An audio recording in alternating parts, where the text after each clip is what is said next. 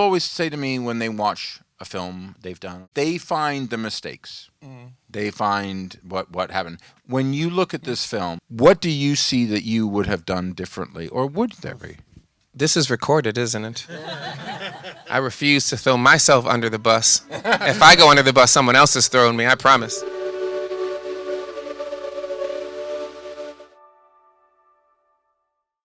We were joking that we had a uniform hat group going, right? Yeah. And then you broke it. You just Yeah, some things are better broken. Okay. But then again, one of us doesn't have glasses. See? See? Look at that. There's always one man out. Ooh. Yeah. Look at that. Look at that. I wanted to ask you guys, Brandon and Ethan, right away. What was this experience like for you guys? Because this is such a different way of making a film. It's such a different way of looking at a film. How was your interaction? How did RaMell work with you guys to get these performances? Brandon? There was just so much trust and so much joy, really. I mean, I know it's a heavy subject matter, but yeah, I think we felt safe. That joy and that kind of trust just makes it so much easier for us to get into these more vulnerable spaces and explore these subject matters that might be harder for us to reach if we felt like we were more inhibited because we didn't trust the people we were exploring with. And so, RaMell, I mean, I know with Josie, like, how did you create that trust? Was there pre-production methods that you guys went through, or just time spent together? Yeah, it's really a good question. I didn't think too much about creating trust. I think maybe the process of making a film requires a closeness, or requires sort of seeing the person for who they are. I'm going to lose the hat too. You know, I think and the glasses. I think we're better without hats both, yes. and glasses. Yes, men without hats. Just gonna like talking to the mic like Exactly. this because I can't see. Yeah, so I think there's something fundamental, at least about the film that we made, and even talking to them about their characters, that requires a closeness. Like, I need to be able to just see who these young men are, and I think just by default, a lot has to do with the characters that they are in real life and the way in which they were raised. They're open and they're willing boys, young men, and so I think we just generally connected, you know. Now, of course, we should point out that though you've had a Academy Award nominated career as a documentary filmmaker, this was your first drama. Mm-hmm. Now, your first drama has led to a Best Picture nomination and a Best Adapted Screenplay nomination, so not so bad, right? Takes a village, a literal village. But to that process, going into your first drama film, your first fictional film like this, what did you need to learn to be able to do that? Because, you know, you'll hear directors over years will talk about, you know, the way they work with their cast, the trust, but this is the first time you did that. Yeah. I think I needed to learn everything, really, you know. I like doing Q&As with Jomo because he talks about the amount of unlearning that everyone had to do, and it speaks to the contrast. Jomo is the cinematographer. Yeah, Jomo is the wonderful DP, Jomo Frey. It speaks to my process of actually just having to learn, but I think when you're supported by Plan B and Jeremy Kleiner and Dee Dee Gardner and Alana Mayo at Orion and Jocelyn Barnes at Louverture, you have a heads up because they're so experienced. I work with Jocelyn often, and she knows my personality and my tendencies, so she, I think, can curate a space to let me do the things I do best and have people fill in areas which I maybe not even be able to predict that there may be a deficit. But honestly, I think it comes down to people, and I think we got really lucky to find these two and to have Aunjanue commit and to have everyone who came as a department head and even the extras like genuinely feel like we were doing something that was special, and so everyone was just doing the most. Like always, everyone was hanging around, everyone was friendly, everyone wanted to help, and I think the result is a collaboration that feels as seamless, though fractured, as what you saw. Well, I mean, one thing I talked about in the introduction is, you know, obviously this is based on Colin's book, which was a bestseller. And it's not like it was a little cult hit. It was a major acclaimed. But we got a copy of it before it was a Pulitzer Prize winning book. We got it a month before. Well, now, isn't that crazy? Nice. Yeah. But to my point here is that, you know, the process of adaptation is often I don't want to say a rudimentary one, but there's a pretty straightforward pathway, Yeah. and none of that is a part here. Like Yeah. what you have done is something wholly original, and I know you and I have talked about this, where it's one of the things that can often get lost in the transition from the page to the screen is the notion of the inner voice, because you just what are you going to do on that? That is not the case here, and so to that degree. What was the biggest challenge for you? And I'd love to hear from both Ethan and Brandon about this. Though Brandon looks like he's giving me a side eye the whole time about that. That's just how he looks. That's why we liked him. I was like, that side eye is historic. It's got that 60 side eye. It's going to come down from billboards all over America over years. But I wanted to get a sense of that because it's so radical. Yeah. And yet, when you watch the film, it's like, well, what other film of this would there be? Yeah, it was really strange. We had an awareness of it from reading the script. It says POV, with all the lines and everything. Just didn't know what that meant. And then we have this chemistry read together where, there's an excitement to be with another actor in a room and to play with like great material. And then you show up to New Orleans and you have ice cream with RaMell and Brandon. You're even more excited. And then you show up to the set first day, and they put a rig on you, and you're taking like a POV shot of your hands, and it's suddenly like, oh, all right, well, this is how we're. Whatever the process, whatever your process is, both Ethan and Brandon, but as a performer, as an actor, does that throw you off? Are you like, whoa, hold on, I've got this thing, and it's changing the way I see my body and emotion to everyone else? Yeah.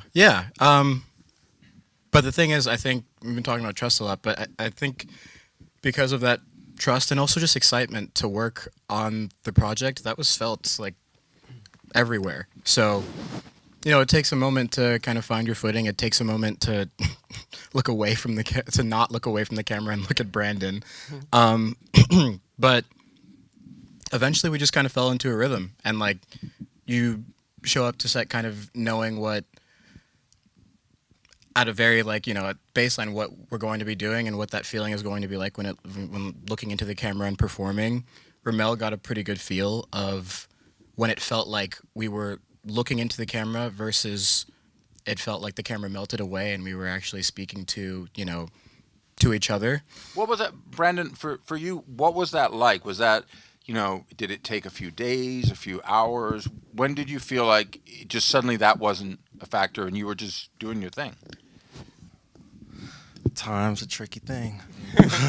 I'm not sure. I think, very immediately we recognized that we'd have to explore in a different way, that we wouldn't have each other's eyes or that point of contact. But yeah, we got into rhythm, I think, after we kind of started to explore it together. We got into a rhythm after a couple days, and then you'd lose it. You'd be looking at the camera doing a scene, and you'd realize, oh, yep, I'm just looking at a camera right now, and you'd kind of get out of it and you get in your head.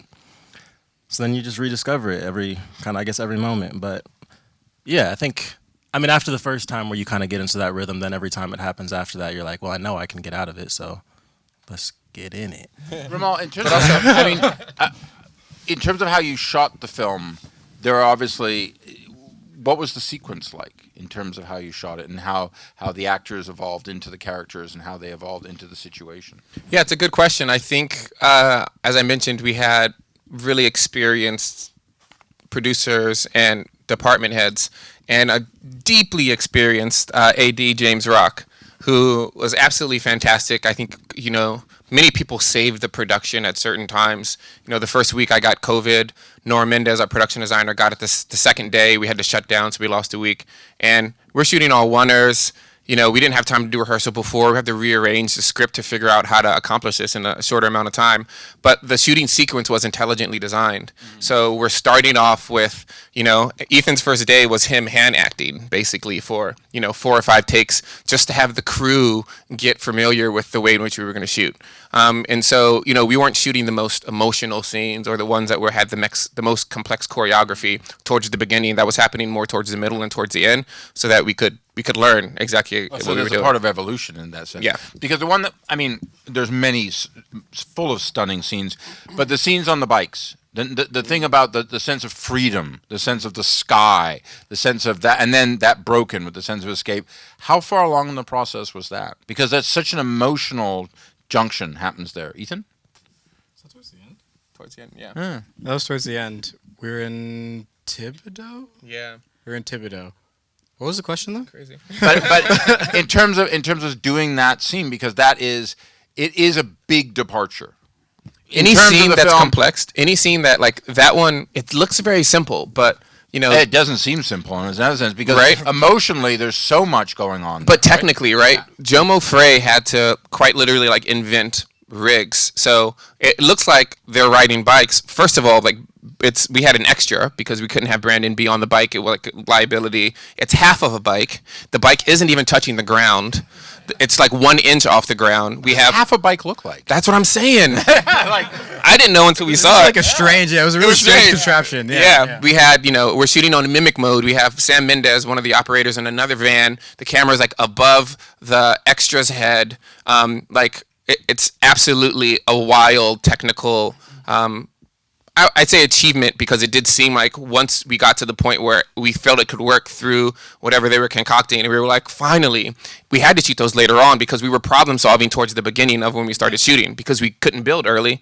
Yeah. We didn't have time to rehearse this stuff. So, we haven't talked about this before. I'm kind of remembering the chaos. But I mean, part of it is that's fascinating to me because I like process, but also. Yeah. That's not what you see on the screen. Yeah. Like, and we've all seen movies where like things were getting like you could tell where things or like that was the shot they shot that 6 months later. They needed to do this that. Mm-hmm. There's such an arc and beauty, a horrific beauty one could say to this clearly. Brandon, Ethan, you both talked about trust. And I want to kind of go to now what RaMell said, because if you're establishing as actors, and Brandon, you talked about it, eye contact is how actors usually communicate on a scene. That wasn't the case here almost at all. And then you have this kind of compartmentalization of shooting and then kinds of the emotions.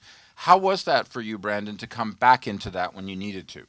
There's something nice about like the way that we would do even the longer scenes, actually. I think they were closer to theater because we would do oneers. So like we'd get to play from the top of the scene. You know where I'm going to the.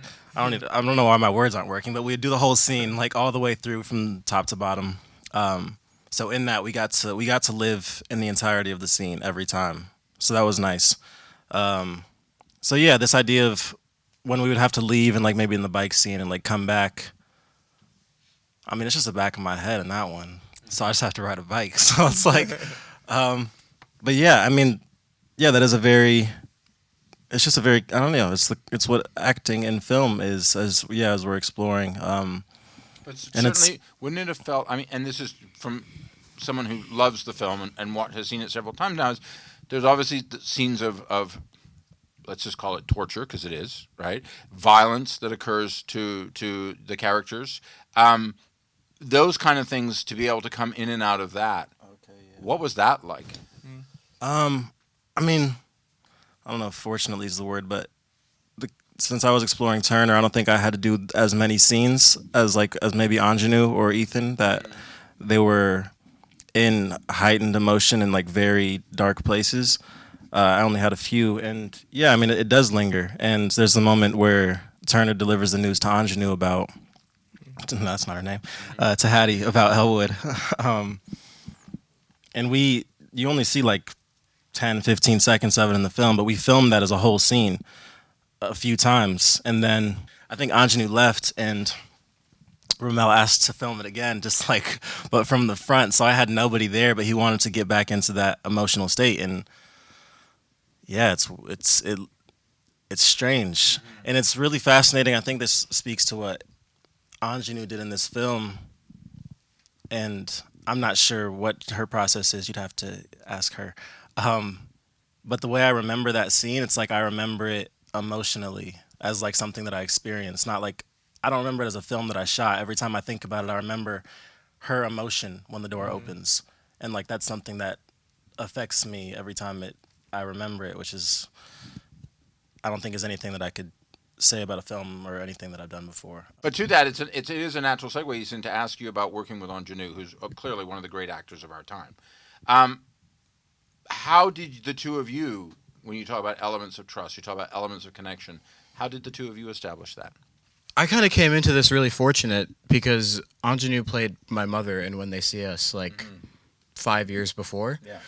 So Which is Ava DuVernay's series about 5 young men who incorrectly were accused of terrible crimes in New York City in the 80s. Wow. Oh, cool. So glad you guys watched it. It did win a bunch of Emmys, man. Yeah. So I had that experience. So I was really excited to walk into this one knowing that she was going to be playing my grandmother. And I guess I didn't fully know what to expect, but I knew that I was going to kind of be watching a masterclass happen in front of me. And the relationship was already there. She's a professional, and I think her force and her gravity makes it so that all you really have to do is just be open to what she is giving and be as present as she is. And it's almost impossible not to be. It wasn't only me off camera that was affected by her performance when we were in scenes. It was also Jomo, who's, directly behind the camera, and and directly interacting with her as well. So it's I don't know, it's an honor to say that we worked on 2 things together now, and I think that might mean that I'm walking down the right path, because she is, like I said, she's a force. Yeah. Well, I think definitely both of you are walking down the right path, and thankfully so for us. You're nominated for the Best Picture. You were nominated for a documentary last time around. You were nominated for Best Adapted Screenplay, which you co-wrote. There are a number of awards that the film has already received and accolades. There are other ones it's up for. What's that been like? Honestly, I've never thought about it on the terms that you've just mentioned it. Sorry about that. It's okay. No, I forget it. I don't think about the film as, I don't walk around thinking, oh, I just got nominated for an Oscar. There are billboards all over the place. If you want to walk around. It's true, but I'm clumsy, so I walk with my eyes down. I'm trying to step over curbs safely.